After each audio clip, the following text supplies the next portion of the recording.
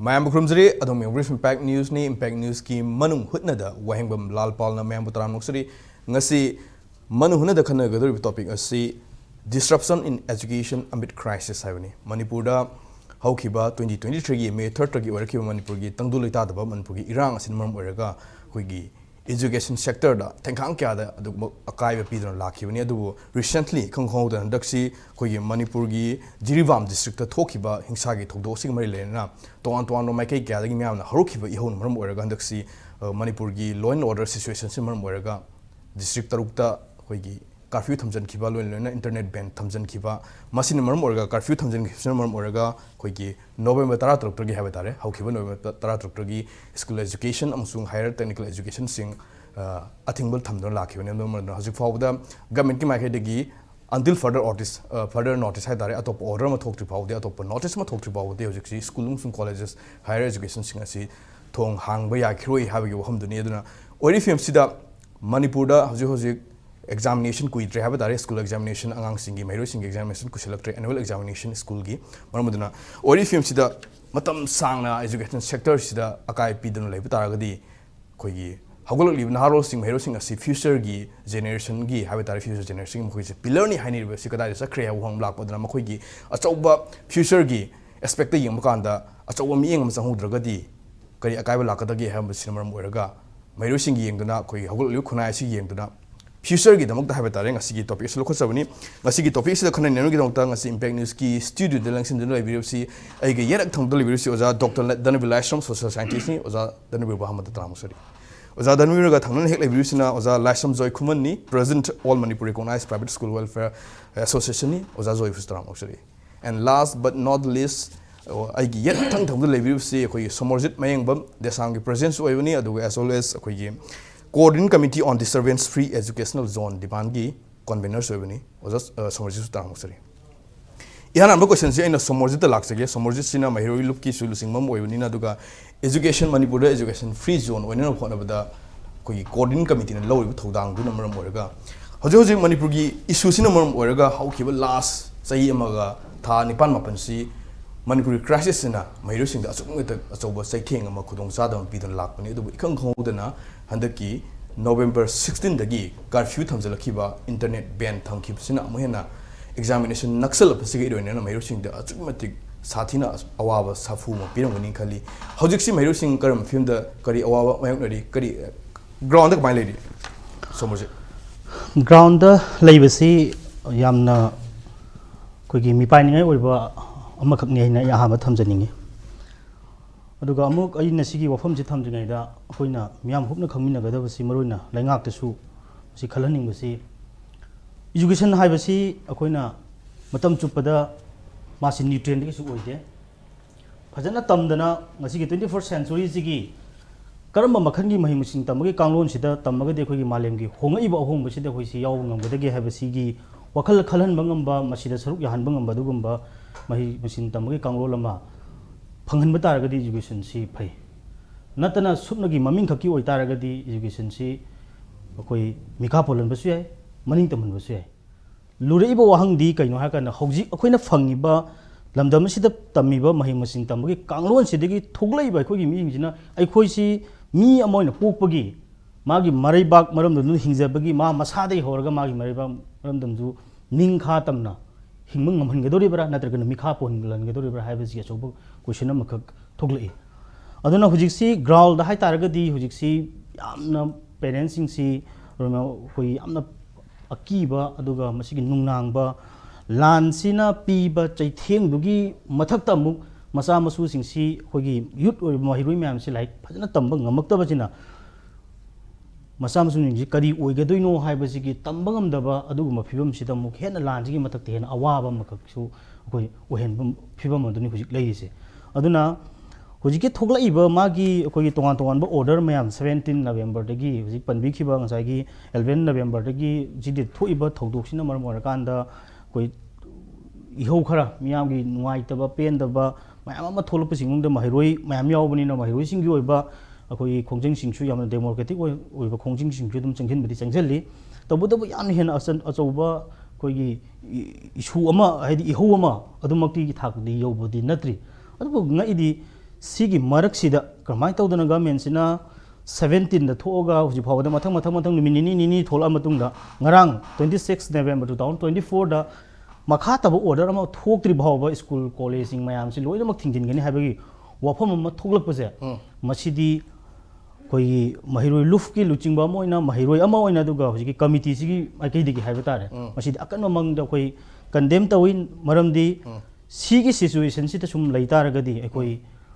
lana piba chaitheng dugi hengna akoi sigi human resource da sigi kaithar kadoi baze machine pirak pa chaitheng jina sahi khagi mar pirak pa chaitheng jina hen chawani aduna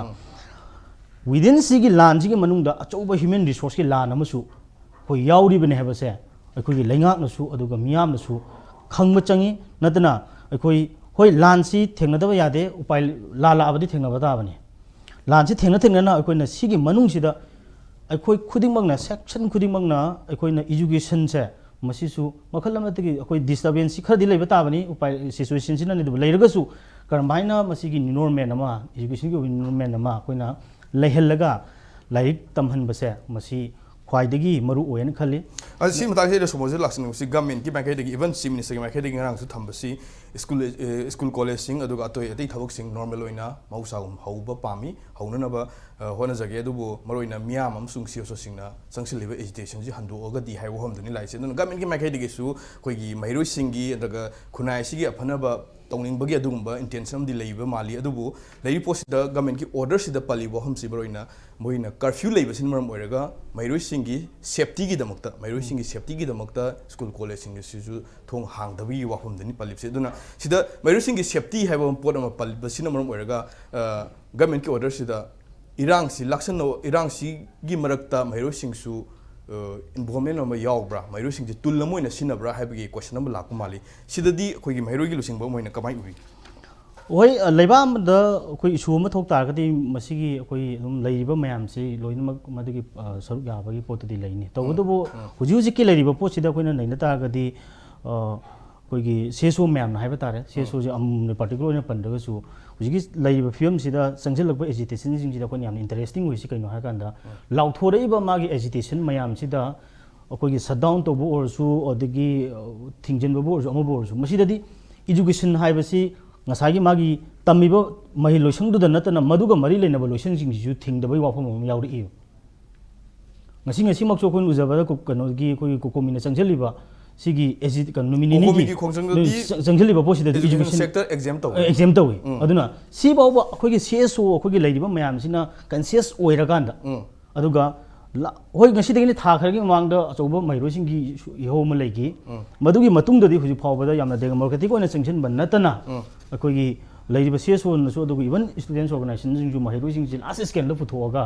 akoi mairoi singi amna casualty yang wanga da badu mud tawbagi poside akoi leite leisu leite ba aduna ina hajeningi di gam si phawbada si sang sida akoi gi leiriba stakeholder aduga mayam sina khala agan sida ngasagi law and order gi potni hairaga sum akoi school shoti si sum thado leibagi pose masi akoi khunamaki oina masi tungda achuba mangjaw mo orakani aduga hujujik si horen makhata jo jamam thambirakani tha kharasida numi kharan sida tangai phadana pangthok ta yada da pangthok na bagi line da leiba exam mayam leiri mairoi singi aduna sigi mayam si akoi karmain tawdana leiri stakeholder gi mayam ji ga phaminaraga koi ihou su leba kini tawde yade tawu sigi manung sida kamaina mahiroi ju mahi tamanba yagadagi habase masi jigi khanabagi poti yaudраga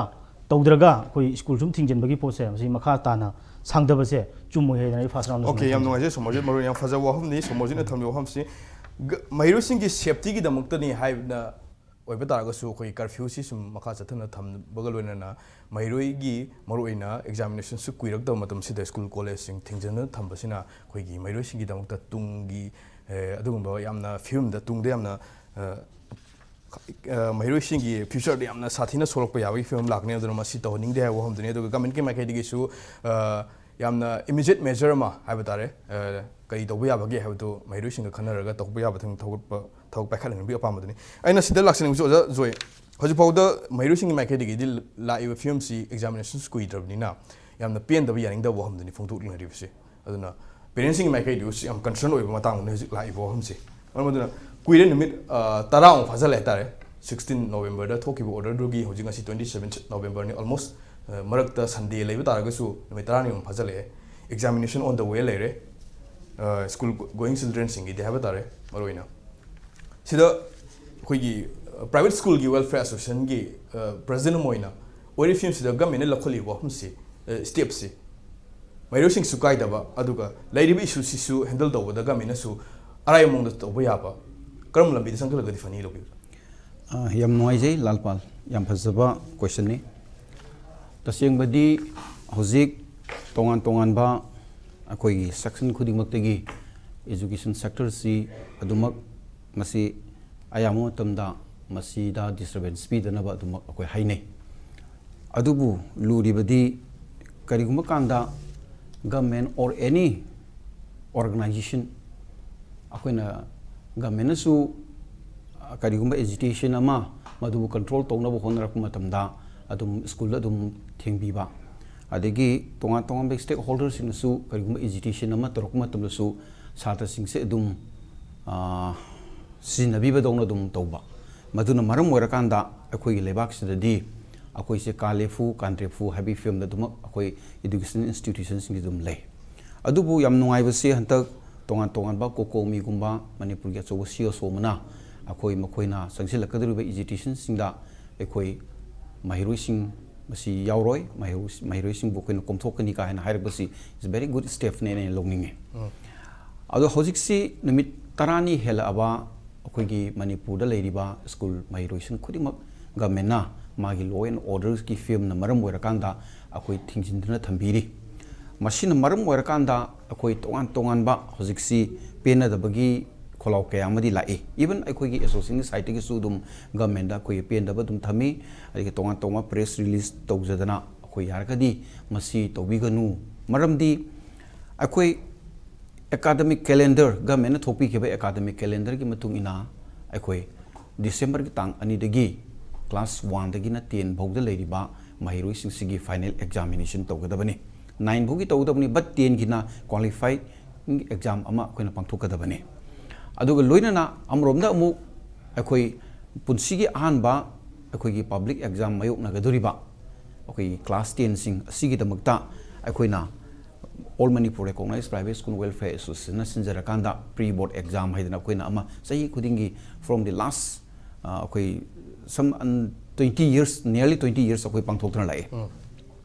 aduna high riba exam si akoi December ki tang ani da already fixed tawraga leirabane aduna high riba exam sing si akoi na pangthokna bo honaba matamda maruina class 1 dagina 9 bogda tamiba angang sing si makhui sahi gi exam si mayok na nabagi tamakta yamna maruiba tanja ama oi maramdi hairiba sahi loisilam dai gi matang sida magi chithanan hoba oja sing gi revision chat kadawa adi angang sing sida takpi tambi bata chithoba kaya sing si ningthina monitor torokanda hairiba matam khoi gi sigi November manung sida yam matam da ikoi si school sing yam section angang sing sida magi anoba magi pun sigi lambi ama adi anoba class ama karam dai soi sida yam langtak na ba amadi akoina yamna henna initiative logzaba matam ne adu laibak thibadi asigi matam si handagi sei sigi oinadi achoba akoida mairoi singda achob impact ama pibiraga hena nungai taba thodu amadi oihelle adu loinana akoi December ki tang ani dagi hogaduriba akoi pre board exam si masida qualified oiba angang singdu akoina public examination class 10 sila akoi thagadori bani modu bona ayaba madugi school sing madungi qualified oire moidu prakha thaba yare haibadu tawrakanda akoina form fill up tawrakanda class 10 ki exam si February da thagadori bani ada masigum bagi yamna tawgadaba thawak mayam sing si yam leibana maram oirakanda hojik akoi school sing da yamna akoi nungnang bama faure maramni tawgadaba thawak mayam sing si school na tawgadaba satra sing mahiroi sing na tawgadaba mayam sing se loinamak school je thingjilag leibana maram oirakanda akoi je tawbam khangnada ba haitare ana khoi kari dawgada ge sahi manggodoribra natrang government na akoi exam ji yaithar akanda maduna hayeng yaithagi matamda tonga tongba moina mapan satkadaba ada ama satkado mayam sing se du emission gi kari so problem ama lakadoba aduna maram oirakanda ikoi si yargadi government ngasi tawriba potsi khajitang relax to biu maruina mahiloi sangsing sida akoi masigi thingjilaga thamiba thabak se masi to biganu loinana curfew hoji curfew chalai curfew khoi thami pung baro bho dum loin thami but akhoi gi tongan ba akhoi gi sector kya dadi curfew leraga su dum kumthoga adum leina ba mayam yauri ba adu education sector sida hoji kari gi damakta curfew si adum curfew means akhoi gi school se dum thingjilaga thambiri bano maramdi government tawge haiba taragadi tongan ba khidang makhoina so government ki order sida khoi gi mairu sing gi safety haiba matang yaw mali sida safety gi yenga sum school thingjelbi film oitagadi karmo sponsor thalek taragadi kamai tawragadi karmo mong changjalagadi fani loja safety haiba se taseng bagi di akhoina sumamang da haija khare yaragadi law and order ri oibanina tongan ba akhoi gi police akhoi law enforcing agency mayam leiri fazana adigi akhoi director of education SK lakpiraga school sing da thina school singi magi leiri bo oza sing adigi tongan ba lekai kairo lekai gi sing sida thina wari sabira ka natra karino ma moina policy ma torokanda angang sing du ngakpi senbi bagi thabak se akhoi loi tongna ba yaba ngaktani adu yamna mak hena sathiba mawong amada leiba society amadi hojik nate mandi hojik leiba asirisila aita angang lek tamba yadana yumdagi hentokpa yadaba adi adu problem ai ju leiba nate aduna bu problem du curfew leina khoi dum freely dum satnari bani adu ri curfew gi period sibong do oraga su pip period phok do oraga su natraga half holiday thabi rakanda angang sing sigi leiba magi hojik leiba problem mayam sing se khara do ju solve to bu yabani hena khalli adu ga mena masidi flatly hekta suti heta thado pirakanda angang sing school karaktergadi aikoida law and order se phagalakado budong uraga leiba se masi lali hena khalli maramdi angang sing sina ningthini school salaba matamda akhogi law and order se masi improve tawre habdo makoina takadabani aduna hojik su hari sini akoi tongan ba loop mayam amana tongan haina bu yauri madudi Ladiba Hosiki Lebaki situation, quite a maru of academic, Akogi section simadadi, Adigi Akogi education sector ziladi, Tonga disturbance, Spiragumsi, Maram di, Masida disturbance, Pimatamda, Akogi Kunaigi, Tungi, Maru Changba, where a Kadri Angang Mayam Sing Sigida, Hena Awaba, Adi Makoi Palata Vibase, Tungi Lakadri Kunai Sing Sida, so impact Amo Erakaduribani. Adun Yarimokaidi, education sector Sida, Masikari Makalgi disturbance, Mata Pidana, Makogi Sahimagi Tamam Toba Academy, Year Sida, Makogi Toga. Mathau sing se ningthina pangtho lakanda akhoi afaba maru chama khunai ama semna bo khona si habsi akhoi hanadigi su adum hai adu hojikti hena madu hena seselak badona handagi numit karani sida ui madudi tongan tong ma loop kaya amna su education sector se yaragadi masida disturbance pb gi thabak se to biranu haidana akhoi government su dum ai dum haijarak ba adum thengna jai na kanje yano aje oza thambiru hamsi am faza wai da oza dhanabir morina curfew si hojik lei situation na yamna brutal loiba yamna violence thokpe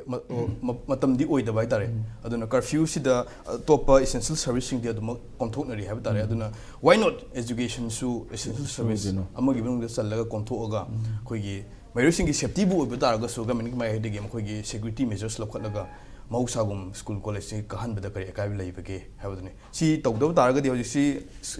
school sing examination line up su leire and future generation da yam achoba sai theng ma piraka da sina marum da essential service ki manung san education si kar komthok pugi kano si room si line lo bro jadan bi koing Lalpal kana gumbana South Africa da satpa kanda ko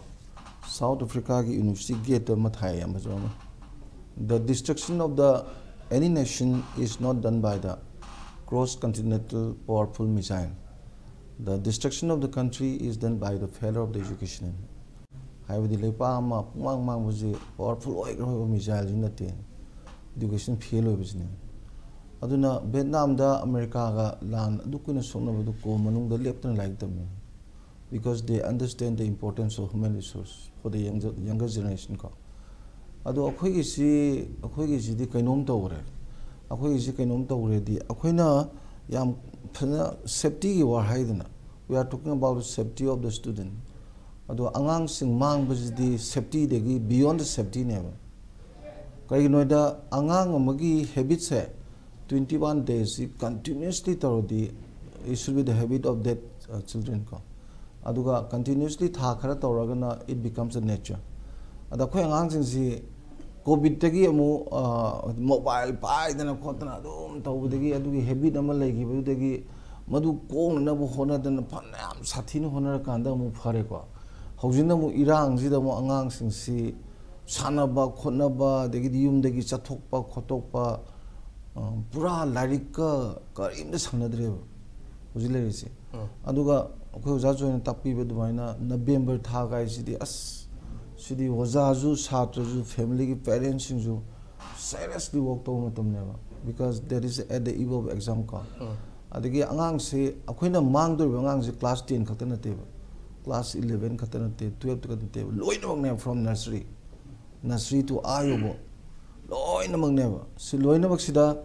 Larik Matam Mong Chadana, Tamaga Parika Tan giver. But I can't only pass some Tonigo.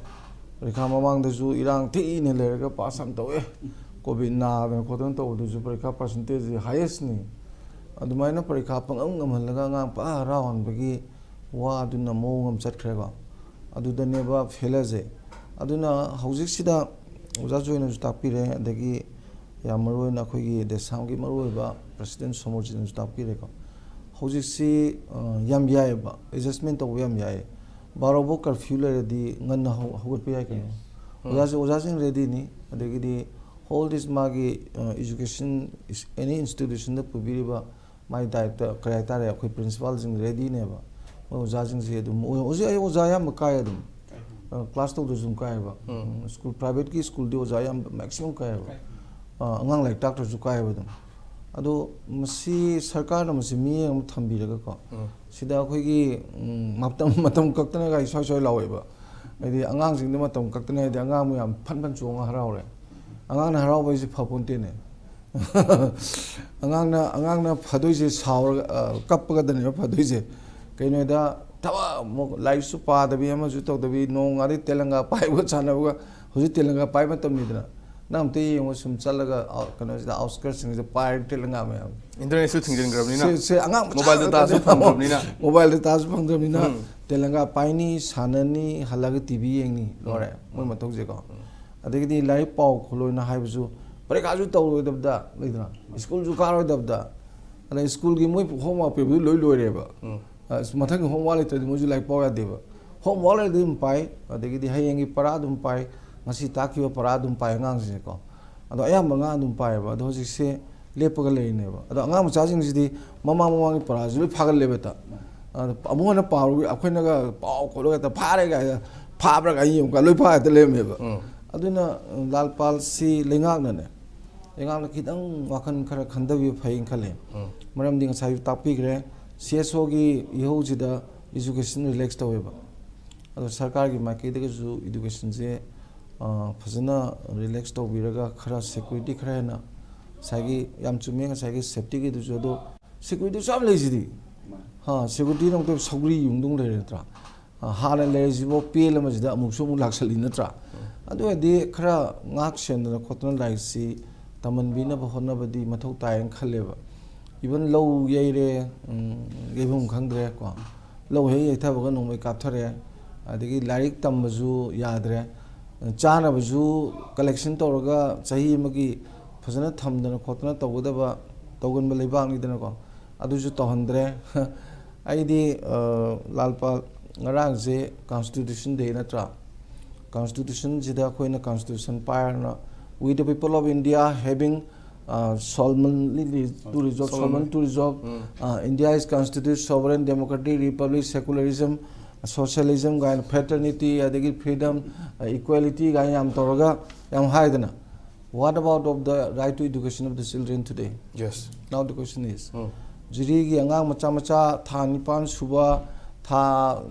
khigi ani makhai su asahi ani makhai suba sahi nipan suba ngang du makok masak khang dangai nungmi maru o mari par thugai bu di 14 November gi children day numitu da hali du di beti bachao beti parao du kai lai gerge ba sidas kanam to interest lo de adi paramilitary chogri yungdong lai ju cordon toraga moi myam du rescue to no ba rescue to mudum phar ka do du no operation is success but the patient fail do dead do patient die bra operation budi phajan toraga kana du sire do adugi type to the sigi mong ji da lingak na sum chatha ji both center and state ko ai masi praja na yam peningai oide hoi magi section khara important obising sidi ꯌꯥꯔꯤꯉꯩ ꯁꯤ ꯆꯦꯛꯁꯤꯜꯂꯒ security ꯐꯖꯅ ꯄꯤꯕꯤꯔꯒ ꯑꯗꯨꯝ ꯇꯧꯕꯤꯕꯒꯤ ꯃꯅꯨꯡꯗ ꯂꯥꯏꯔꯤꯛ ꯇꯝꯕꯁꯤꯁꯨ ꯑꯃ ꯆꯪꯉꯦꯕ ꯃꯔꯝꯗꯤ ꯀꯩꯊꯦꯜꯗꯤ ꯀꯥꯍꯧꯗ꯭ꯔꯁꯨ ꯌꯥꯏ ꯑꯗꯨꯒ ꯆꯔꯥ ꯍꯦꯜꯂꯁꯨ ꯌꯥꯏ ꯂꯥꯏꯔꯤꯛ ꯇꯝꯕꯗꯨꯗꯤ ꯀꯦꯂꯦꯟꯗꯔ ꯂꯩꯌꯦꯕ ꯃꯥꯒꯤ ꯆꯍꯤꯒꯤ ꯑꯣꯏꯕ ꯀꯦꯂꯦꯟꯗꯔ ꯂꯩ ꯀꯦꯂꯦꯟꯗꯔ ꯑꯃꯁꯤ ꯍꯦꯛ ꯁꯣꯏꯈꯤꯕꯗ ꯃꯊꯪ ꯆꯍꯤꯗꯁꯨ ꯑꯩꯈꯣꯏ ꯁꯦꯂꯦꯕꯁꯁꯤ ꯀꯩꯅꯣ ꯑꯣꯏꯅꯕ ꯑꯩꯈꯣꯏꯒꯤ ꯀꯣꯚꯔ ꯇꯧꯅꯅꯕ ꯑꯩꯈꯣꯏ ꯑꯩ ꯇꯥꯍꯧꯔ ꯂꯣꯏꯔꯦꯗꯣ ꯑꯗꯒꯤ ꯆꯍꯤ ꯑꯃ ꯍꯦꯛ ꯁꯣꯏꯈꯤꯕꯗ ꯑꯩꯈꯣꯏ ꯃꯅꯤꯄꯨꯔꯒꯤ ꯏꯗꯨꯀꯦꯁꯟ ꯀꯩꯅꯣꯁꯤ ꯄꯨꯔꯥ ꯐꯦꯜ ꯑꯣꯏꯈꯤꯕꯁꯦ ꯑꯩꯈꯣꯏꯒꯤ ꯐꯣꯔꯦꯅꯔ ꯏꯁꯨꯗ ꯑꯗꯩꯅ ꯅꯣꯠ ꯇꯧꯕꯒ ꯍꯩꯅꯈ꯭ꯔꯤꯁꯤ ꯍꯥꯏꯕꯗꯤ ꯏꯔꯥꯡ ꯇꯧ ꯂꯩꯔꯒ ꯄꯔꯤꯈꯥ ꯇꯧꯁꯜꯂꯀꯥꯟꯗ ꯁꯥꯇ꯭ꯔꯁꯤ ꯂꯥꯏꯔꯤꯛ ꯂꯣꯏ ꯁꯤꯡꯀꯥꯟꯗ ꯑꯣꯖꯥ ꯀꯔꯤꯝ ꯍꯥꯏꯗꯦꯕ ꯃꯥꯅꯦ ꯃꯥꯅꯦ ꯑꯣꯖꯥ ꯍꯧꯖꯤꯛꯁꯤ ꯏꯔꯥꯡ ꯑꯗꯨꯝ ꯇꯧꯔ ꯂꯩꯕꯗꯤ ꯌꯥꯗꯕ ꯄꯣꯠ ꯑꯃꯅꯤꯅ ꯀꯩꯒꯤꯅꯣ ꯆꯍꯤ ꯃꯥꯡꯕ ꯌꯥꯗꯕ ꯍꯥꯏꯇꯥꯔꯦ ꯔꯥꯏꯠ ꯇꯨ ꯑꯦꯖꯨꯀꯦꯁꯟ ꯑꯦꯛꯇ ꯑꯗꯨꯃꯛ ꯄꯜꯂꯕ ꯋꯥꯐꯝꯅꯤ ꯑꯩꯈꯣꯏꯒꯤ free education and compulsory education ꯍꯥꯏꯗꯅ ꯑꯗꯨ ꯃꯔꯝꯗꯨꯅ ꯆꯍꯤ 13 ꯐꯥꯎꯒꯤ ꯃꯅꯨꯡꯗ ꯆꯍꯤ 14 ꯐꯥꯎꯒꯤ ꯃꯅꯨꯡꯗ ꯂꯩꯕ ꯍꯥꯏꯇꯥꯔꯦ ꯑꯉꯥꯡꯁꯤꯡꯁꯤꯗꯤ ꯇꯉꯥꯏ ꯐꯗꯅ ꯐ꯭ꯔꯤ ꯑꯦꯟ ꯀꯝꯄꯜꯁꯔꯤ ꯑꯦꯖꯨꯀꯦꯁꯟꯁꯤ ꯐꯪꯍꯜꯂꯨ ꯍꯥꯏꯕꯒꯤ ꯑꯦꯛ ꯏꯠꯁꯦꯜꯐꯇ ꯌꯥꯎꯔ ꯂꯩꯕ ꯋꯥꯐꯝꯅꯤ ꯑꯗꯨꯅ ꯃꯅꯤꯄꯨꯔꯗ ꯍꯧꯖꯤꯛ ꯂꯩꯔꯤꯕ ꯏꯁꯨ ꯑꯁꯤ ꯑꯩꯈꯣꯏ ꯒꯃꯦꯟꯅ ꯃꯍꯩꯔꯣꯏꯁꯤꯡꯒꯤ ꯐ꯭ꯌꯨꯆꯔꯒꯤꯗꯃꯛꯇ ꯌꯦꯡꯗꯨꯅ ꯍꯥꯏꯕ ꯇꯥꯔꯦ ꯑꯩꯈꯣꯏ ꯀꯔꯐ꯭ꯌꯨꯁꯤ ꯍꯧꯖꯤꯛ ꯐꯥꯎꯕꯗ ꯄꯨꯡ 12 ꯐꯥꯎꯕꯗꯤ ꯑꯗꯨꯝ ꯀꯣꯝꯊꯣꯛꯄꯅꯤꯅ ꯑꯌꯨꯛ ꯑꯉꯟꯕꯗꯒꯤ ꯁ꯭ꯀꯨꯜ ꯀꯣꯂꯦꯖꯁꯤꯡ ꯍꯥꯡꯍꯜꯂꯒ ꯊꯕꯛ ꯇꯧꯅꯕ ꯍꯣꯠꯅꯕ꯭ꯔꯥ ꯅꯠꯇ꯭ꯔꯒ ꯑꯍꯦꯟꯕ ꯁꯦꯀ꯭ꯌꯨꯔꯤꯇꯤ ꯐꯣꯔꯁ ꯍꯥꯏꯕ ꯇꯥꯔꯦ ꯃꯍꯩꯔꯣꯏꯁꯤꯡꯒꯤ ꯁꯦꯐꯇꯤꯒꯤꯗꯃꯛꯇ ꯀꯟꯁꯔꯟ ꯑꯣꯏꯕ ꯇꯥꯔꯒꯁꯨ ꯍꯥꯏꯕ ꯇꯥꯔꯦ ꯑꯍꯦꯟꯕ ꯁꯦꯀ꯭ꯌꯨꯔꯤꯇꯤꯁꯤꯡ ꯄꯤꯗꯨꯅ ꯑꯩꯈꯣꯏꯒꯤ ꯁ꯭ꯀꯨꯜ ꯀꯣꯂꯦꯖꯁꯤꯡ ꯑꯃꯨꯛ ꯍꯟꯅ ꯃꯍꯧꯁꯥꯒꯨꯝ ꯍꯥꯡꯍꯟꯗꯨꯅ ꯑꯩꯈꯣꯏ ꯄꯥꯡꯊꯣꯛꯀꯗꯧꯔꯤꯕ ꯑꯦꯛꯖꯥꯃꯤꯅꯦꯁꯟꯁꯤ ꯃꯄꯨꯡ ꯐꯥꯅ ꯑꯩꯈꯣꯏꯒꯤ ꯄꯦꯔꯦꯟꯁꯁꯤꯡꯗ ꯃꯍꯩꯔꯣꯏꯁꯤꯡꯗ ꯑꯗꯨꯒꯨꯝꯕ ꯑꯩꯈꯣꯏꯒꯤ ꯑꯍꯦꯟꯕ ꯃꯊꯥ ꯁꯥꯍꯟꯗꯕ ꯍꯥꯏꯇꯥꯔꯦ ꯑꯍꯦꯟꯕ ꯑꯋꯥꯕ ꯄꯤꯗꯅ ꯑꯣꯖꯥꯁꯤꯡꯗꯁꯨ ꯑꯋꯥꯕ ꯄꯤꯗꯅ ꯄꯥꯡꯊꯣꯛꯄ ꯉꯝꯅꯅꯕ ꯍꯣꯠꯅꯕꯒꯤ ꯇꯉꯥꯏꯐꯗꯕꯗꯨꯅꯤ